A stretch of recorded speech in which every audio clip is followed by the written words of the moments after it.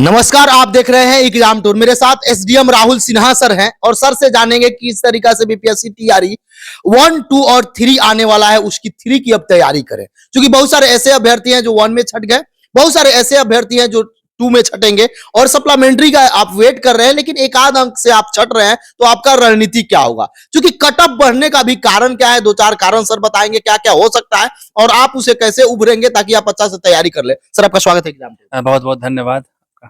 Sir, Bihar में यदि शिक्षक बनना है तो बीपीएससी से बनना है, ये फिक्स है। तैयारी भी करना पड़ेगा क्योंकि कट ऑफ बहुत हाई हो जा रहा है, बच्चे यानी पढ़ रहे हैं, ये भी एक माने है। सर, किस तरीका से तैयारी करना चाहिए? देखिए, अभी 50 से 60 हजार वैकेंसी मतलब मिनिमम आने वाली है।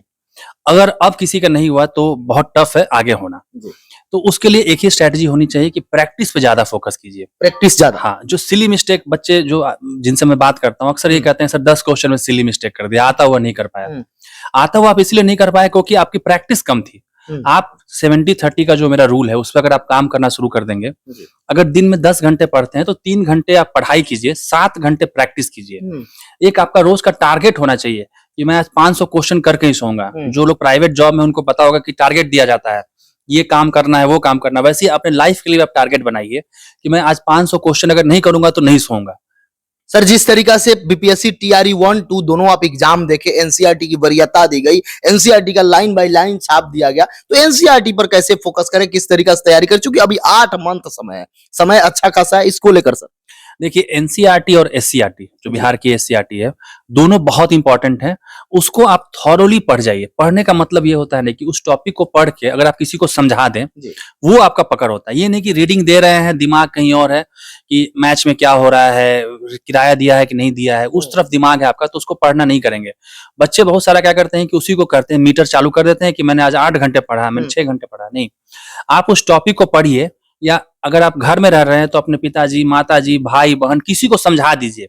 जैसे मॉनसून पढ़ा तो बारिश कैसे होती है, तो उस टॉपिक को पढ़ के आपने अगर किसी को समझा दिया तो टॉपिक आपका हो गया। मेरे साथ ये था कि मैं शादीशुदा था, तो मैंने उसको पॉजिटिवली ऐसे यूज किया कि जब भी मैं कोई टॉपिक पढ़ता था तो अपनी वाइफ को समझाता था, तो उससे मेरा बहुत वो चीज क्या हुआ कि पक्का हो गया। उनको समझाते थे आप? सर, उनका भी सुना है प्री निकल गया, उनका इसी कारण से प्री निकल गया। उन्होंने प्री दिया मेरे साथ, उनका पीटी निकल गया, क्योंकि जो भी मैंने पढ़ा उनको समझाता था। जो भी, क्योंकि होता नहीं कि थोड़ा सा कंपनी मिलने के लिए, वहां तो कोई कंपनी थी नहीं ऐसे पढ़ाई की, तो उन्हीं के साथ मिलकर मैंने ग्रुप डिस्कशन, यानी ग्रुप में यदि आप पढ़ रहे हैं तो वो अच्छा रहेगा, उसको पॉजिटिव ले रहे हैं। तो अगर उसमें बातें कर रहे हैं पॉलिटिक्स की, फिल्मों की, तो नहीं। दूसरा चीज मेरे साथ था कि जब मैं जॉब में था ना, तो मैं जो भी रात में पढ़ता था उसको दिन में अपने दिमाग में रिवाइज करता था। जितना आप दिमाग में रिवाइज कीजिएगा ना, वो आपकी परमानेंट मेमोरी में स्टोर हो जाता है। सर, एक समस्या है, जब विद्यार्थी किताब खोलते हैं कमेंट ये करते हैं कि कट ऑफ इतना हाई चल जा रहा है कि अब हम लोग क्या 120 में 20 तैयारी करें, 150 में 150 तैयारी करें, क्या करें? तो सर, कट ऑफ को लेकर जो विद्यार्थी के अंदर डर बना हुआ है कि कहीं टीआरई 3 में कट ऑफ कितना चला जाए, क्या हो जाए, सर इस पर क्या?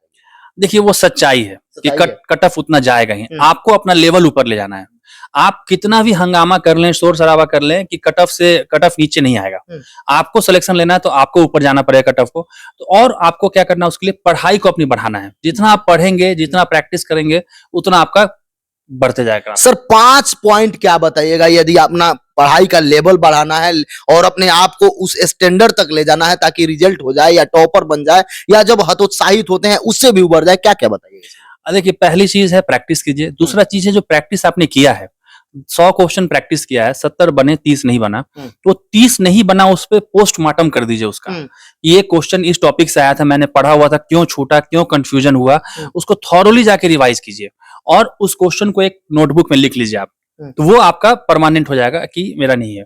तीसरा चीज है कि डेली का आपका टारगेट होना चाहिए। टारगेट लेस कोई काम आज तक नहीं हो पाया है।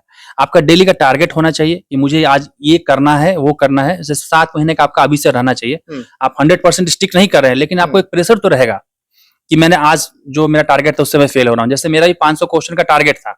जिस दिन मैंने 500 क्वेश्चन नहीं किया, मुझे अगले दिन बहुत ही अंदर से बुरा लगता था कि यार मैं नहीं कर पा रहा हूँ, कैसे सिलेक्शन होगा मेरा।